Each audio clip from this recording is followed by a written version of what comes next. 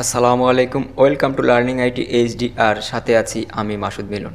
তো আজকে যে বিষয়টি নিয়ে আমি আলোচনা করব সেটা হচ্ছে, আমরা যখন নতুন ল্যাপটপ কিনি তখন বেশ কিছুদিন ভালো চলে, তারপর হঠাৎ স্লো হতে থাকে, একসময় উইন্ডোজ দিতে হয়। তো আমি আজকে যেটা দেখাবো সেটা হচ্ছে উইন্ডোজ না দিয়েই আপনি কীভাবে ল্যাপটপকে আগের মতো ফাস্ট বানাতে পারবেন। তাহলে চলুন স্ক্রিনে দেখা যাক। তো এর জন্য আপনাকে যেটা করতে হবে সেটা হচ্ছে, আপনি কিবোর্ড থেকে উইন্ডোজ কি চাপার পরে আর চাপুন এবং এইখানে আপনি লিখুন MSCONFIG,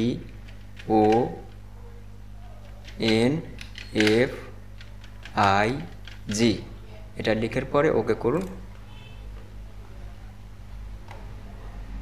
এরপর আপনি এই বুথে ক্লিক করতে হবে। বুথে ক্লিক করার পরে আপনি অ্যাডভান্স অপশানে ক্লিক করতে হবে। এখানে নাম্বার অফ প্রসেসরস এখানে আপনাকে লিখতে হবে,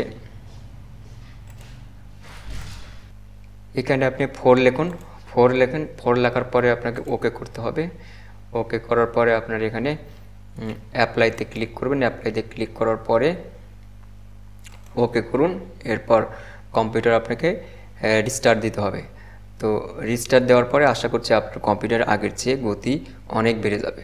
তো ধন্যবাদ সবাইকে। ভিডিওটি যদি ভালো লাগে অবশ্যই লাইক, কমেন্ট, শেয়ার করতে ভুলবেন না।